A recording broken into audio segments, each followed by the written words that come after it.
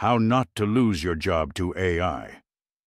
The skills AI will make more valuable, and how to learn them. By Benjamin Todd. Published June 16, 2025. Around half of people are worried they'll lose their job to AI. Footnote: different surveys find different results, but all agree a significant fraction of people are concerned, often around 50%. Some examples: a survey of 31,000 by Microsoft in May 2023 found 49% were worried AI will replace their jobs. A survey of 3,000 employees found of those in Gen Z, 52% felt worried about being replaced with someone who's more comfortable with AI. A 2025 survey by Pew found 52% of workers were worried about the future impact of AI use in the workplace, though this might be for other reasons. A Gallup-Bentley University poll from September 2023 found 75% of workers think AI will decrease the total number of jobs over the 10 years. And they're right to be concerned. AI can now complete real-world coding tasks on GitHub, generate photorealistic video, drive a taxi more safely than humans, and do accurate medical diagnosis. Footnote: SWE Bench Verified is a benchmark of real-world coding problems taken from GitHub. Leading models, such as Claude 3.7 and o3, can complete 60 to 70% of these tasks, making them comparable to human software engineers. Google's VEO3 can produce video that's basically indistinguishable from real footage. Waymo self-driving taxis are deployed for real-world operation in several cities, including San Francisco. As of June 2025, they report over 80% fewer injuries compared to human benchmarks. A 2025 systematic review in Nature compared generative AI to physicians and found similar accuracy. Hirotaka Takeda. Analysis of 83 studies revealed an overall diagnostic accuracy of 52.1%. No significant performance difference was found between AI models and physicians overall, p equals 0.10, or non-expert physicians, p equals 0.93. However, AI models perform significantly worse than expert physicians, p equals 0.007. Takeda, Hirotaka, et al. Diagnostic Performance Comparison between Generative AI and Physicians, a Systematic Review and Meta-Analysis, Meta-RxIV 2024-2024-01. And it's set to continue to improve rapidly. But what's less appreciated is that while AI drives down the value of skills it can do, it drives up the value of skills it can't, because they become the bottlenecks to further automation, for a while at least. As I'll explain, ATMs actually increased employment of bank tellers until online banking finished the job. Your best strategy is to learn the skills that AI will make more valuable, trying to ride the wave one step ahead of automation. So what are those skills? Here's a preview. Skill: deploying AI. Why it's valuable. AI makes people who can direct it more powerful. The messier parts that AI can't do become bottlenecks. How to start. Use AI tools in your current job. Work at companies solving real problems with AI. Skill: personal effectiveness. Why it's valuable. Productivity, social skills, and rapid learning are useful in every job and compound the value of your other skills. How to start. Use AI tutors to rapidly teach you new skills. Work with people who have these skills. Develop good habits. Skill: leadership skills. Why it's valuable. Management, strategy, and research taste are messy tasks AI struggles with, but AI gives leaders more influence than before. How to start. Seek mentorship. Work at small, growing organizations and seek small-scale management positions. Otherwise, start side projects. Study and apply best practice. Skill, communications, and taste. Why it's valuable. Content creation gets automated, but discernment and trusting relationships with your audience become more valuable. How to start. Build an authentic audience. Focus on personality-driven content. Work with people who have taste. Skill: getting things done in government. Why it's valuable. Citizens want real people making decisions, so knowing how to get things done in government remains crucial, even if many civil service positions disappear. How to start. Follow standard routes into policy. Staffer positions, internships, fellowships, government positions, and working with successful operators. Skill. Complex physical skills. Why it's valuable. Robotics lags behind knowledge work, especially for specialist work in unpredictable environments. How to start. Seek apprenticeships in growing fields, e.g. data center construction, or just get an entry-level job. In contrast, the future for these skills seems a lot more uncertain. Coding, applied math, and STEM. Routine white-collar skills such as recall and application of established knowledge, routine writing, admin, and translation. Visual creation such as animation. More routine physical skills such as driving. It's hard to say what effect this will have on the job market overall, or how quickly it will unfold.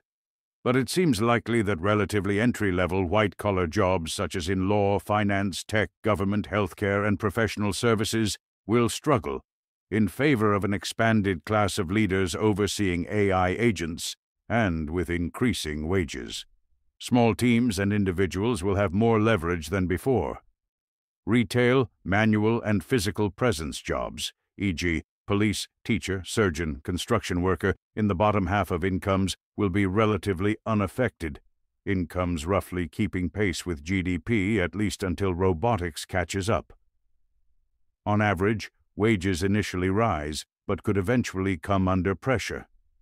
In the rest of the article, I'll explain why automation can actually increase wages for the skills that aren't being automated. Use economic theory, recent data, and an understanding of how AI works to identify the types of skills most likely to increase in value. In brief, these are skills that 1. Are hard for AI, 2. Complementary to its deployment, 3. Produce outputs we could use far more of, and 4. Are hard for others to learn. Use those to identify the concrete work skills in the table above and explain how to start learning each one. Provide some closing thoughts on how to position yourself given the above, including skipping long training periods by favoring roles at smaller, growing organizations, doing side projects, and learning to apply AI to whatever you're doing, as well as making yourself more resilient by saving more money and investing in your mental health. Image. In The Graduate, a middle-aged businessman delivers career advice to the protagonist in a single word: plastics. Hopefully, I'll be more useful. 1. What people misunderstand about automation. In the mid-1990s, ATMs started to show up in banks. At the time, people expected that would put many tellers out of the job. And indeed, the number of tellers per branch dropped from 21 to 13. That, however, also made it far cheaper to run a bank branch, so in response, the banks opened far more locations. Total employment of tellers actually increased for 2 decades, but the tellers now spent their time talking to customers rather than counting money. Image. This chart shows the dramatic rise in ATMs from around 60,000 in 1985 to approximately 400,000 by 2008, while simultaneously illustrating that the number of bank tellers actually increased from about 490,000 to 600,000 over the same period. The data demonstrates that despite the widespread adoption of automated teller machines, employment of human bank tellers continued to grow rather than decline as might have been expected. So, while it's commonly assumed that automation decreases wages and employment, this example illustrates 2 ways that can be wrong. 1. While it's true automation decreases wages of the skill being automated, e.g., counting money, it often increases the value of other skills, e.g., talking to customers, because they become the new bottleneck. 2. Partial automation can often increase employment for people with a certain job title by making them more productive. Footnote: if fewer tellers could run a branch while also providing better service, then the value produced per teller is higher. This made banks want to hire more of them. making employers want to hire more of them. But here's a final twist to the story. Today, teller employment is in decline. Image. This updated chart reveals that while ATMs continued growing to around 500,000 by 2020, and bank teller employment initially rose alongside them until 2008, teller employment subsequently declined from its peak of about 600,000 to approximately 430,000 by 2020. The data illustrates how partial automation initially increased employment, but more comprehensive digital banking automation ultimately reversed this trend and reduced the number of human tellers. So while partial automation increased employment, the more dramatic automation made possible by online banking did indeed reduce it. This is also a common pattern. Today, employment of secretaries, admin jobs, call center workers, cashiers, telemarketers, special effects artists, and animators is already in sharp decline, with AI maybe helping to continue long-term trends.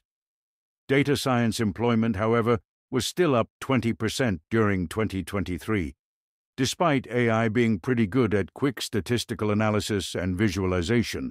Footnote: in the BLS 2023 OES, released May 2024 and based on employer surveys, data scientist employment was 233,000 compared to 192,000 1 year earlier.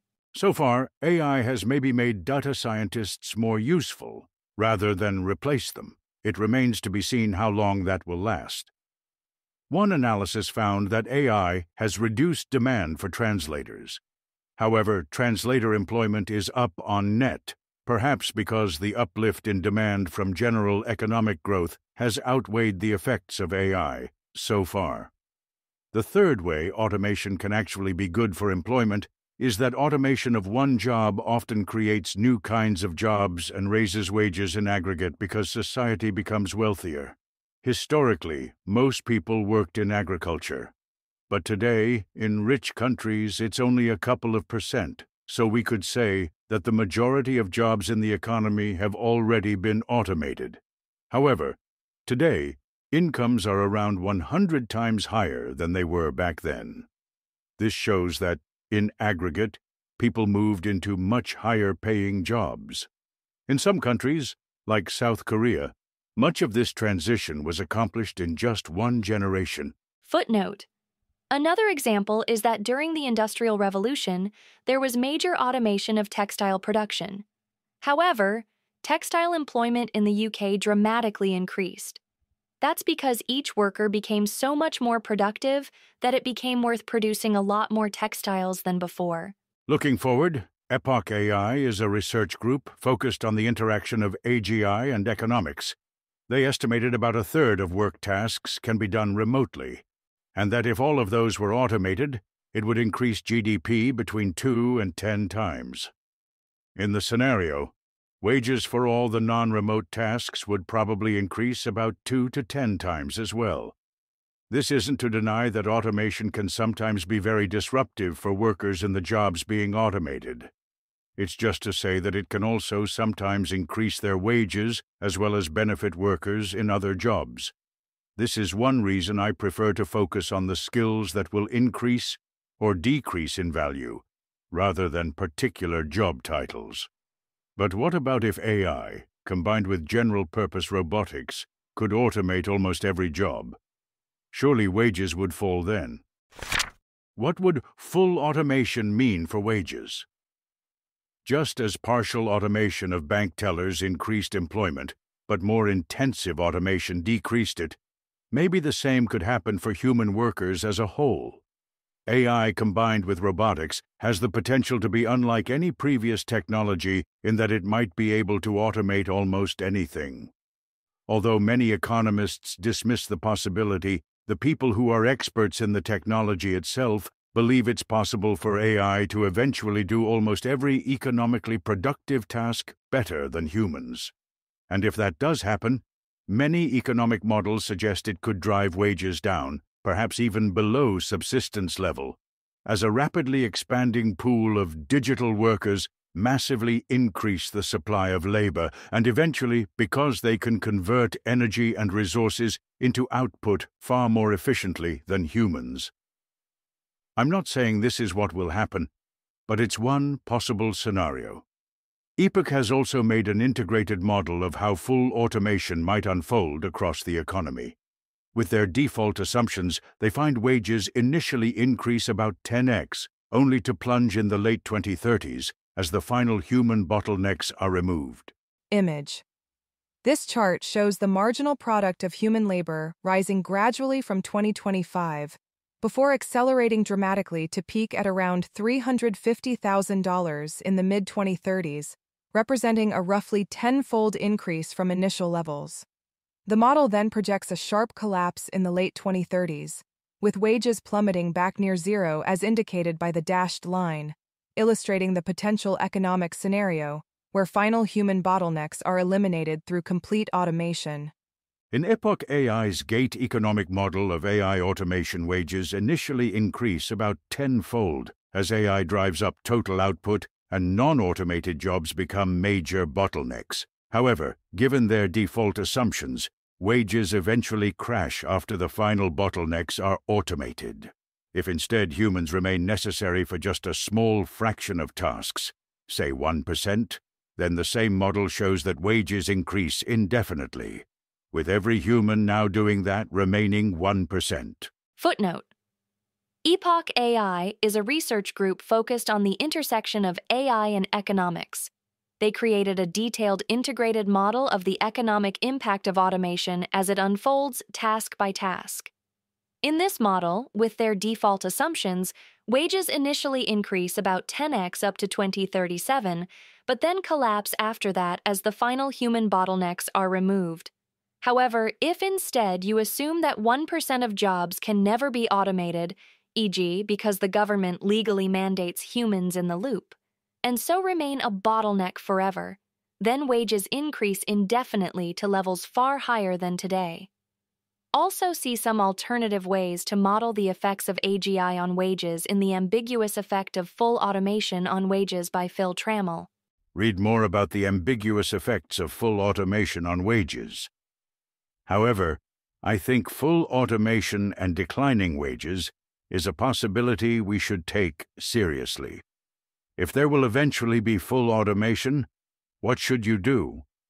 Well, on the way to full automation, there will be partial automation, and for the reasons given above, that will increase wages and give you more leverage for a time. So your next steps should be the same either way. Learn the skills most likely to increase in value in the immediate future, so you can maximize your contribution and wages in the time between now and full automation. There's also an argument for saving more money, so you don't need to depend as much on government redistribution. See more on how to personally prepare for AGI. 2. 4 types of skills most likely to increase in value. The coming years could be very disruptive for many people, and it's likely that wealth gets more concentrated. This article is not about how we should respond as a society, but rather how you can best position yourself as an individual, including so that you can better help society navigate these challenges. Here, I aim to give you the tools you need to think about which skills are most likely to increase versus decrease in value given your unique situation and the massive variety of jobs. This is clearly a moving target, but I break this down into 4 key categories of skills likely to increase in value. 1. Hard for AI. Data poor, messy, long horizon, tasks where a person in the loop is wanted. 2. Needed for deploying AI. The skills of organizing and auditing AI systems, as well as those used in complementary industries such as data center construction. 3. Used to make things the world could use far more of. Skills that contribute to improved healthcare, housing, research, luxury goods, etc. Things which people want more of as they get better and cheaper. 4. Hard for others to learn, rare expertise that matches your unique strengths. Economics aside, these are basically low substitution, complementarity, high elasticity of demand for output, and inelastic labor supply. 2.1 Skills AI won't easily be able to perform. The best way to develop your intuitions about what AI can do is to try to use cutting-edge AI tools to do real work, not the inferior free models.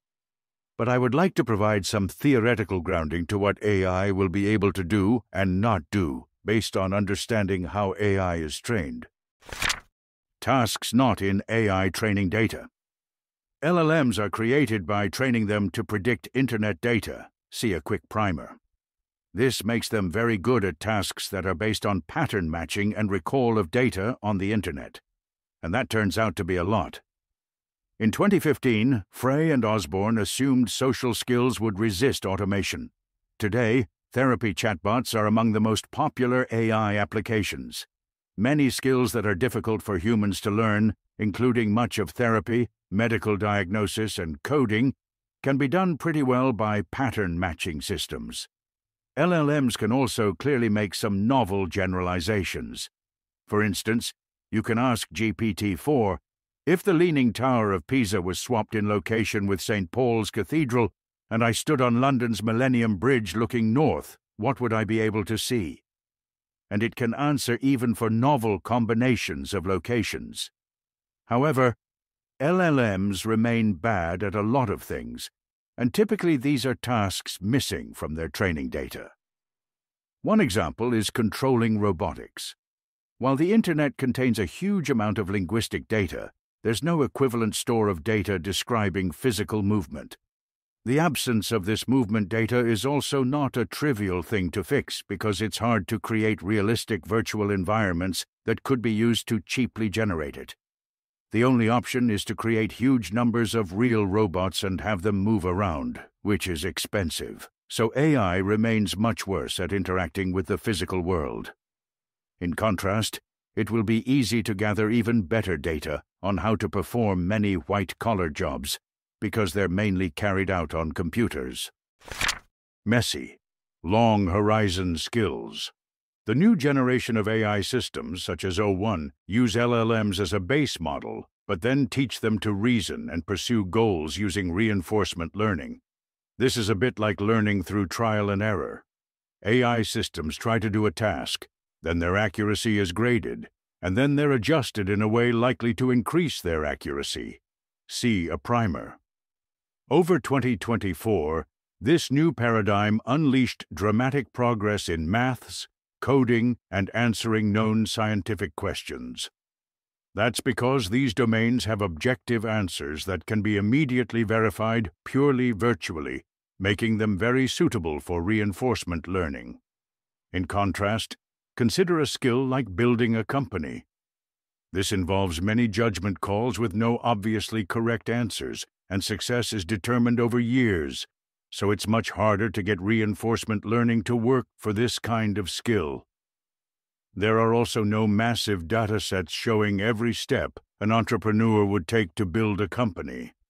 Other examples might be things like starting a cultural movement, directing a novel research project, or setting organizational or political strategy. These skills are messy. They lack clearly defined instructions and measurable outcomes. Long horizon. It takes time to implement and measure success. This is why, in spite of its nearly superhuman abilities at some maths and coding problems, AI is still worse than most 7-year-olds at playing Pokemon. It's also still terrible at many comparatively simple tasks, such as get a set of shelves installed in the office, because they involve planning, visual interpretation, hiring someone, and checking the work is done. The models can effectively execute short, well-defined tasks, but they lose coherence and get stuck in loops over longer periods. This helps explain why we've seen so little AI automation to date. Even where AI is strongest, software engineering, it can only do approximately 1-hour tasks, while most software engineering jobs are made of projects that take at least multiple days, require coordinating with a team, and understanding a huge code base. It's also true that AI is improving rapidly even at messy, long-horizon tasks. And if AI progress is rapid enough, or reinforcement learning generalizes well, it's possible AI surpasses most humans even at these types of skills relatively soon. However, messy, long-horizon tasks are our best bet at what AI is going to most struggle with, and it's possible that the ability to do the most messy, long-horizon skills is still decades away. These remarks could be invalidated if a new AI paradigm is created with very different strengths and weaknesses from current AI systems, or if AI progress accelerates, but I think it's the best assessment we can make today. Skills where a person in the loop is wanted. Even if AI can technically do a task, it might not be allowed to do so because people often want a person in the loop. Here are the main categories I've seen suggested by economists where this could be the case. E.g., you see this interview with Mike Webb. Situation: legal liability. Reasoning: there needs to be a person held legally responsible for certain kinds of important decisions. Example: chartered engineer, court lawyer. Situation: high reliability required. Reasoning: AI systems hallucinate and make weird mistakes, so people will want human experts to check their answers and provide oversight. Example: human historian checks AI research for mistakes. Situation: unions and professional interest groups are involved. Reasoning: lobbyists will aim to introduce standards and regulations to protect jobs. Example: doctors and lawyers control professional certifications and are a powerful lobby, so they could block AI applications in their industries. Situation: there's a strong preference for a human touch. Reasoning: many people will much prefer humans to provide certain services, perhaps as a luxury. Example: nannies, an artist with a compelling story or brand, religious leaders. Situation: physical presence is needed. Reasoning: many roles require someone physically present to oversee the situation. Even after robots become effective, people could be reluctant to rely on them. Example: police, teachers, nurses. Situation: institutional inertia. Reasoning: many organizations will be slow to apply AI tools, meaning that humans stay in important jobs. Though a true drop-in remote worker AI could slot into existing workflows and get deployed a lot faster than previous tech waves. Example: perhaps many government jobs, large companies with strong moats. Situation: intent alignment.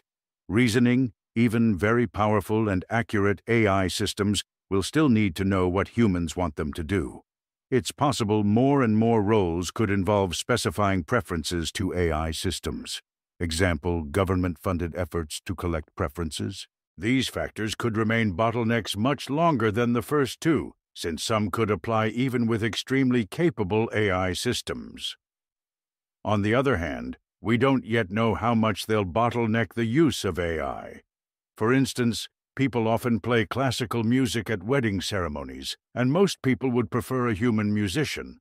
However, most people end up using a recording because it's so much cheaper and more convenient.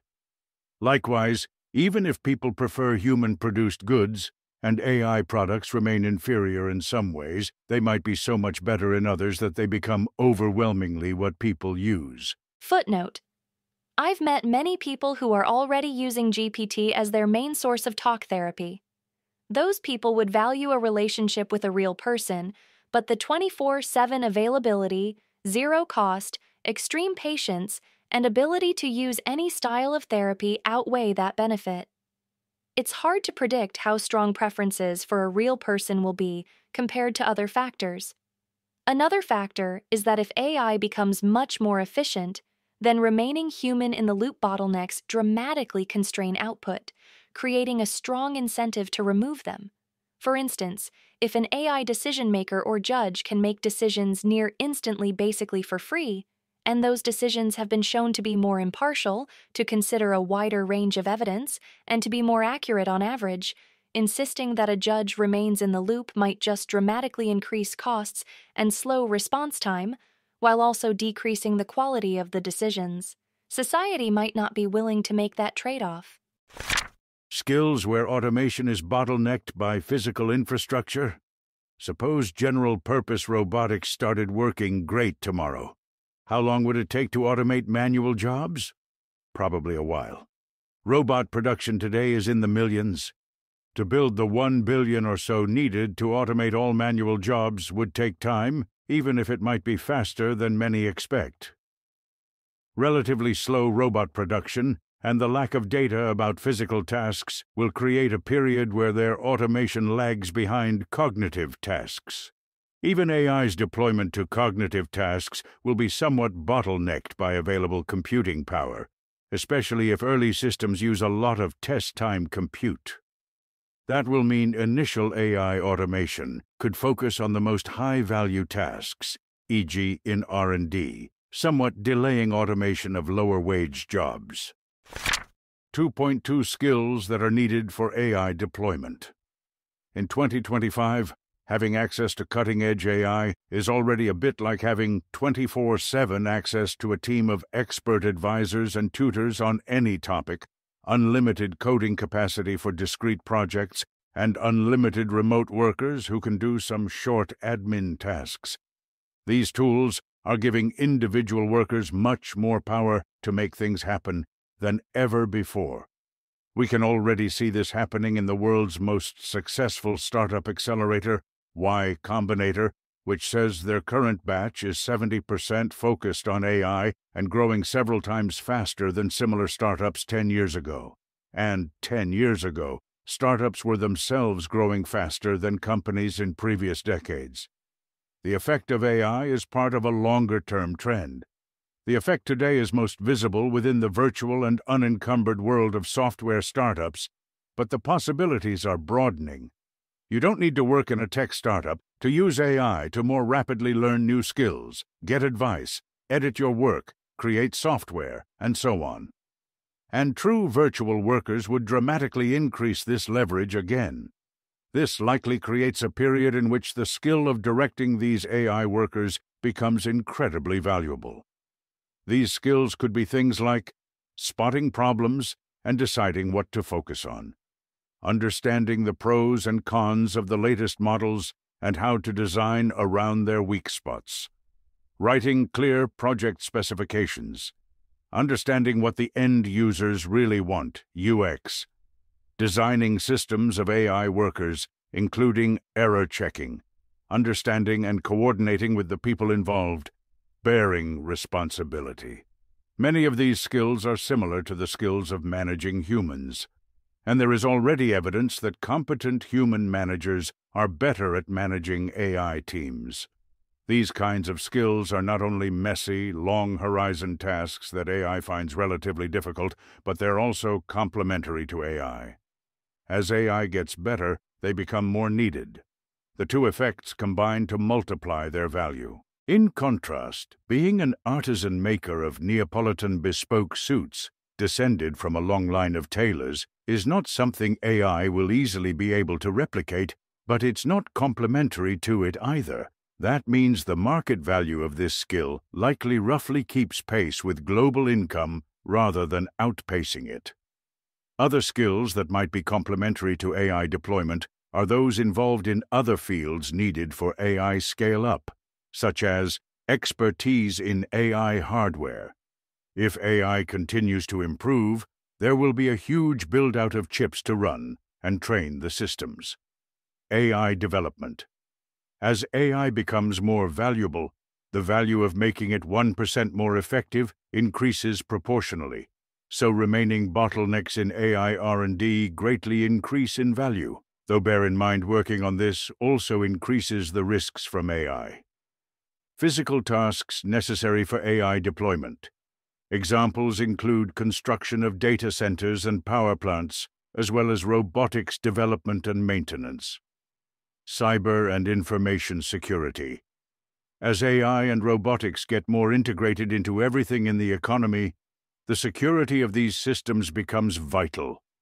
No one wants to get kidnapped by their robot butler. 2.3 skills where we could use far more of what they produce. I only need to file a tax return once a year. If AI halves the cost of doing my filing, I will still only file once and save the money for something else. In contrast, after Uber made taxis cheaper and more convenient, people started using them a lot more often, in some cases spending more than they did before. The taxi market has grown a lot in the last decade or two. The same could be true for healthcare, nicer housing, better entertainment, luxury goods, personal development, research, and many other things I consume. In contrast, jobs that are needed to satisfy legal requirements, e.g. licensing, and sectors where demand is mainly set by the government could have more fixed demand, e.g. healthcare salaries in the UK have fallen in real terms the last decade, despite demand for healthcare generally increasing with GDP. More broadly, you can think about sectors that are likely to grow faster than the rest of the economy in a world of AI automation. For example, AI automation would create a huge amount of wealth, probably concentrated in the top 1% who own most capital. Increased income inequality will spike demand for luxury goods. Something like providing bespoke tea-tasting events in SF would be both hard for AI to do and would see increasing demand. 2.4. Skills that are difficult for others to learn. Consider a job like being a server at a fancy restaurant. I expect people to eat out more as they get wealthier, and this is a physical, social skills-heavy job where people might retain a strong preference for a human touch. So I expect many manual and retail service sector jobs to see increasing employment and for their wages to generally grow in line with the rest of the economy. However, these jobs might not see the unusually large increase in wages because people can enter them with relatively less training. If lots of other people can learn a skill, that limits how much wages for that skill will increase. The skills that will most increase in value are those where it'll take a long time for the labor market to respond to increased demand. For example, if you're a construction worker, you could learn a more specialized trade, like becoming an electrician, focusing on areas that would likely see increasing demand, like data centers. People with these more specialist skills are more likely to end up as a critical bottleneck during a period of rapid growth. 3. So, which specific work skills will most increase in value in the future, and how can you learn them? Let's apply what we've covered to make an overall guess at the most valuable work skills. We want skills that satisfy at least 2 of the above categories, and ideally all 4. I've focused on relatively broad transferable skills. 3.1 Skills deploying AI systems. What? Skills required for AI deployment that are difficult to automate. Understanding strengths and weaknesses of AI systems, designing systems of AIs and interfacing them with the rest of the world. Specifying instructions to AI systems, UX, for people using the systems. Why? As AI gets more competent, people who direct these systems become force multipliers. The messy coordination work AI can't do, and oversight required becomes the bottleneck. Eventually, a lot of the economy could become figuring out what instructions to give AI systems, how to learn. Anyone can develop this skill by using the latest AI tools to try to achieve real outcomes at work. You can do this in your current job or in side projects. If you want to switch jobs to somewhere that could turbocharge learning this skill, then try to work at a rapidly growing company, e.g. a startup, that's trying to use AI to solve a real-world problem. You'll learn this skill as well as entrepreneurship, management, and general productivity. Otherwise, learn people management and clear communication skills, since those also help you manage AI workers. Make sure to use the most cutting-edge models, and also think about what might become possible in the next 1-2 generations. 3.2 Personal effectiveness. Being a generally productive, proactive person. What? Setting goals, Having a system to keep track of tasks and hit deadlines, learning to motivate yourself and focus, good professional habits like running meetings, basic emotional management. Why? These skills are useful in any job, so even if there's a lot of automation, they'll probably still be useful, including within deploying AI. They're also related to agency and the ability to be responsible for things start to finish, which is a weak spot for AI, and they multiply the value of your other skills. How to learn. There are many practical ways to increase your general productivity, which we list here. Also see how to be more agentic. Social skills. What? Building relationships, coordinating well with others, understanding other people's emotions. Why? Although AI is already often rated more empathetic than humans, there will be cases where people will want a relationship with a real person, at least as a luxury. Moreover, as more routine work gets automated, a greater fraction of what's left could become coordination among teams of humans, e.g., picture 3 founders managing a large team of AI agents and needing to rapidly sync up between them, or a software engineer who has to update his boss on the output of 10 AIs. Social skills are also an important input into many of the other skills listed, such as management. How to learn. This is hard to learn, but try to put yourself in situations where you get to practice a ton. Spend time with people who have good social skills and see these notes for more ideas. Learning how to learn. What? Quickly getting to grips with new bodies of knowledge and skills. Why? If the world is changing faster and more unpredictably, the ability to quickly retrain into a new skill becomes more valuable. At the same time, AI means you can get cheap one-on-one tutoring in almost anything, which many say is letting them learn far faster than before. This skill can also help you with all the other skills in this list. How to learn. AI has made it much faster to learn many skills because you can get 24/7 personalized coaching on almost any topic. Learning how to take advantage of this is a hugely valuable skill in itself. Also, see the relevant section of our older article on how to be more successful. 3.3 Leadership skills. There's a cluster of skills around management, entrepreneurship, and strategy that seem hard for AI to do, that benefit from the increasing leverage provided by AI that we could use far more of, and that are in limited supply.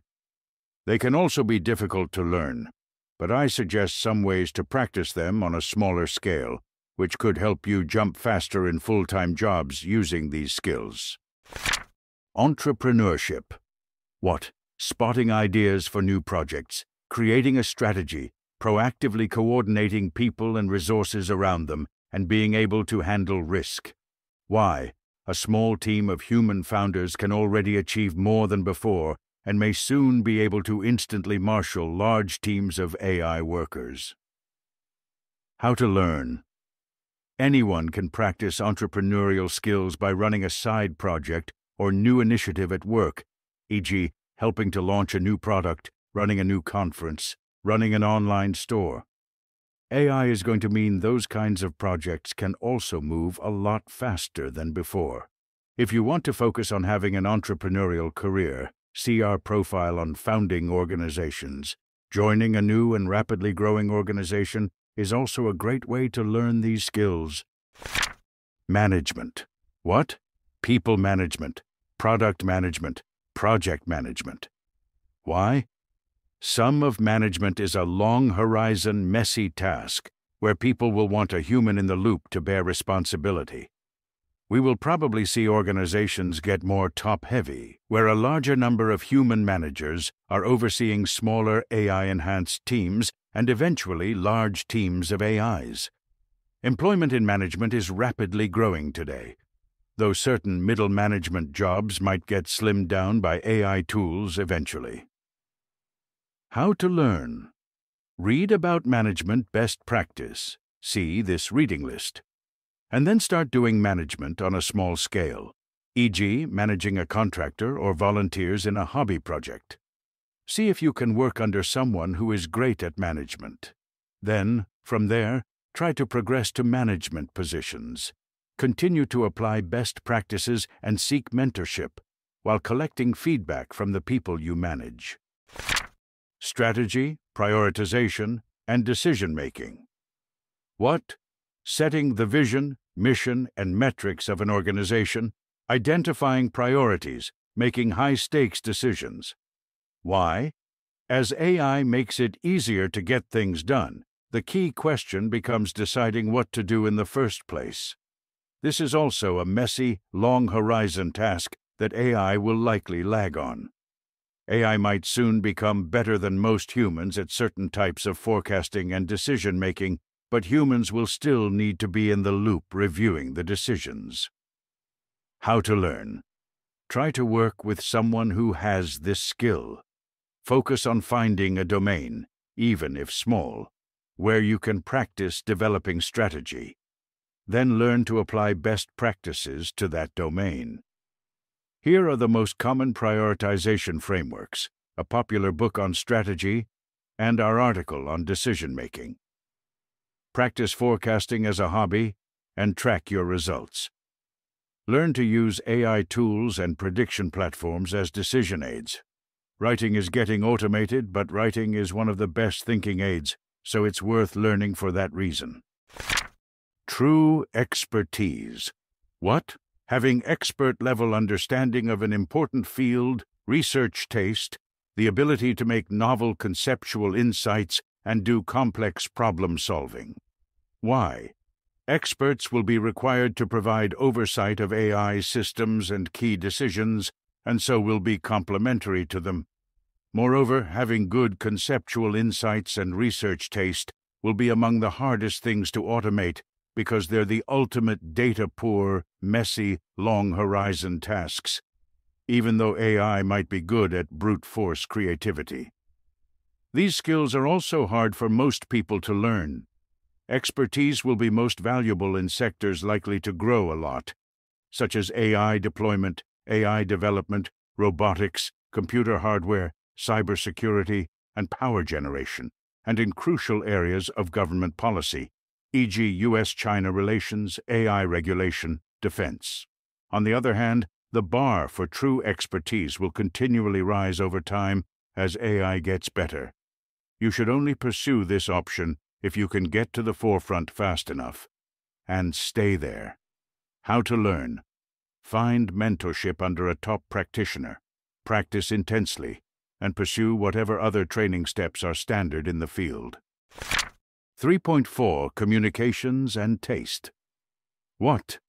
Having good judgment about design/beauty/ what people will like, having personality, a story, unique branding and personal connection to your audience, messaging strategy/PR/brand strategy. Why? Although a lot of content creation and marketing seems like it's going to be automated, people will still want relationships with real, interesting people. As it becomes easier to create large volumes of content or design, the skill of selecting what's good, taste, becomes more valuable, and so do the strategic aspects of what to create in the first place. How to learn. Being cool is pretty hard to learn, but you can try to develop a deep relationship with a specific audience, e.g., via a YouTube channel. Practice using AI to help with content creation, and tune your taste by seeing what works over time. Focus on more personality-driven content and storytelling, rather than the type of material people can easily get from GPT. 5.5 Getting things done in government. What? The skill of knowing who to talk to and how to frame things correctly in order to get new policies passed or implemented. Political strategy, government decision-making. Why? Even if much routine knowledge work in government gets automated, the government sector will likely at least keep pace with the size of the economy. People will want decision-makers to be real people. This will mean the nebulous, long-horizon skills of making things happen in government will remain valuable, especially from a social perspective. Indeed, Government might even take on increasing importance as more work is automated. Plus, government will be slow to adopt and doesn't face as much market competition. How to learn. Work for a figure who has this skill, e.g., become the staffer to a congressperson, or consider the other standard entry routes into policy if you think you can make it beyond the entry-level and routine analysis positions. 3.6 Complex physical skills. What? The ability to do precise physical tasks, especially in unpredictable high-stakes environments with expanding demand, e.g., overseeing surgery, data center electrician and construction, semiconductor technician. Why? Robotics deployment is likely to lag, creating major bottlenecks for manual tasks, especially those necessary for AI deployment, and that are hardest for robots or other people to do. How to learn. Apprentice in the standard pathway for the field. 4. Skills with a more uncertain future. The following are some skills where there's a stronger case for their value going down. This is very hard to predict. As noted, partial automation often makes demand for a job go up initially, only to fall later. 4.1 Routine knowledge work, writing, admin, analysis, advice. Basically, all the research on which jobs are most likely to be affected by the current wave of AI agrees that the largest effect will be on white-collar jobs around the 70th to 90th percentile of income, approx $100,000 to $200,000 in the U.S.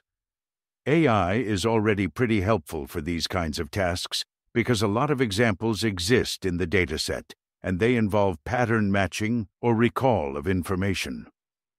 Going forward, it'll be easier to collect even more data, and many of the tasks are short and clear enough that reinforcement learning should work. More specifically, this could include skills like many cases of writing and copy editing, carrying out straightforward analysis such as a financial analyst, legal clerk, civil servant, or optician might do, recall of established information, such as in medical diagnosis, administration, translation. In each organization, many of these jobs could get replaced by a smaller number of people overseeing a large number of AI agents, or AI-assisted humans, making organizations more top-heavy. Luke Drago called this pyramid replacement. Image.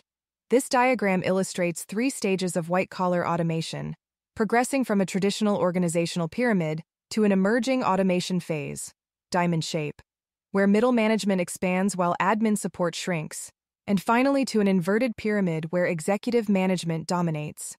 The visualization demonstrates how AI automation could transform organizational structures by first eliminating administrative roles, then creating increasingly top-heavy organizations where fewer human managers oversee large numbers of AI agents. It's plausible that entry-level white-collar jobs will be automated first. Organizations will become more top-heavy, with an expanded class of managers overseeing many AI agents. That said, as the economy grows, the total number of organizations expands as new niches become profitable.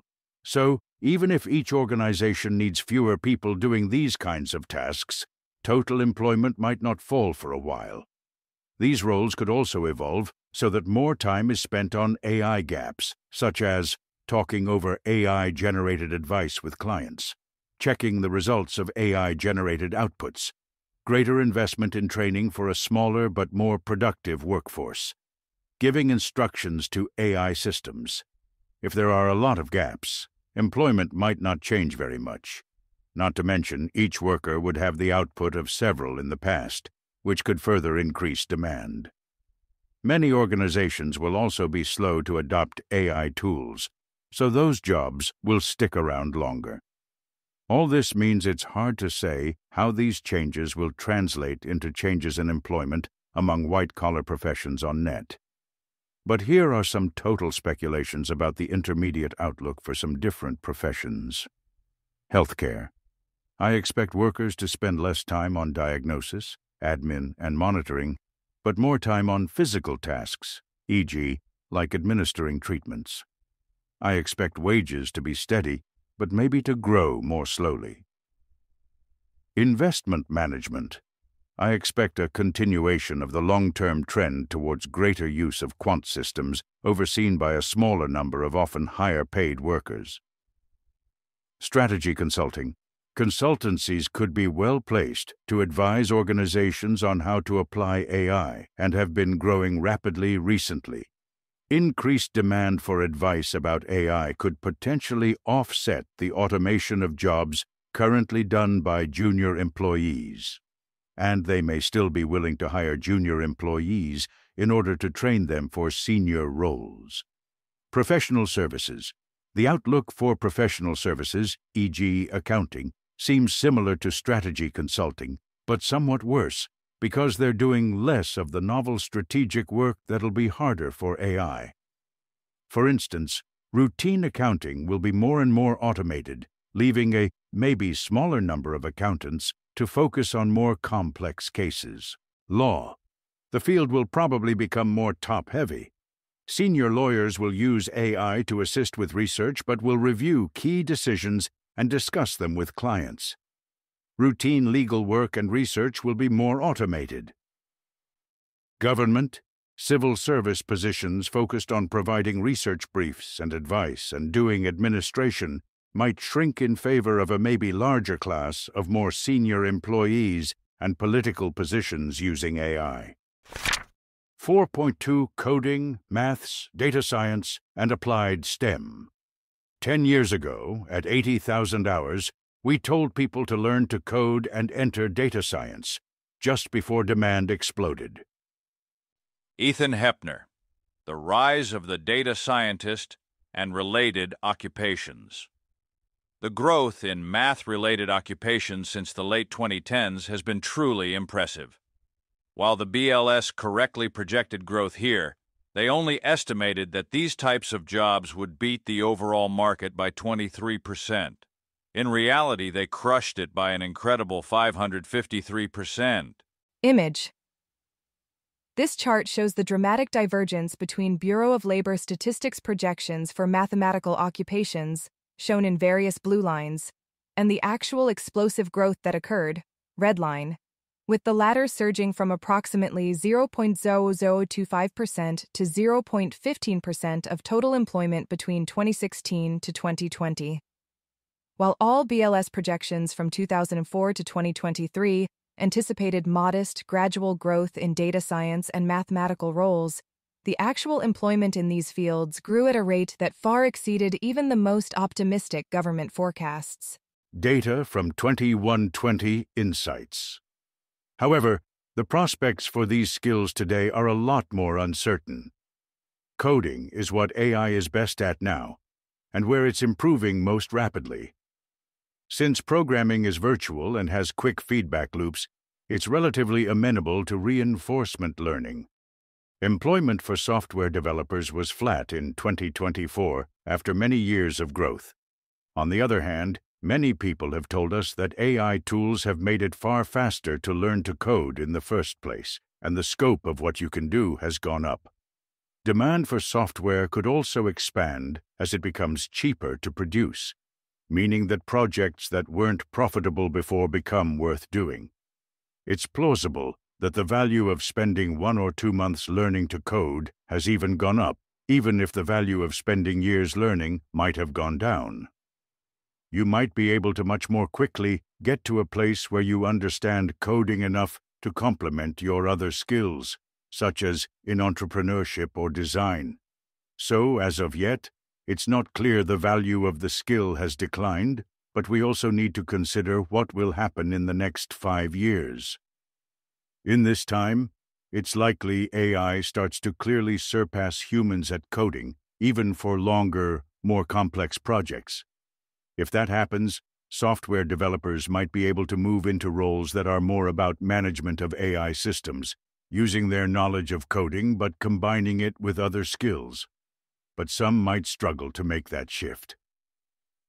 The situation for data scientists looks similar, though so far data science employment has continued to grow rapidly. If you're thinking about going into the field now, focus on rapidly gaining a conceptual understanding of how to do data analysis, not on how to implement basic analysis. We could make similar remarks about skills in maths and applied STEM, especially those that involve applying pre-existing knowledge. AI is already beyond PhD level at answering well-defined scientific or mathematical questions. 4.3 Visual Creation. AI is already good at generating imagery, and it's about to crack photorealistic video. It still struggles to maintain consistency and follow detailed visual instructions, meaning there's still a major need for human oversight. But this might get fixed in the coming years, as agency and multimodality improves. As noted, there were huge layoffs of special effects artists and animators in 2024, while graphic designer employment was flat. On the other hand, some creators will be able to use AI tools to produce dramatically more than they were able to in the past.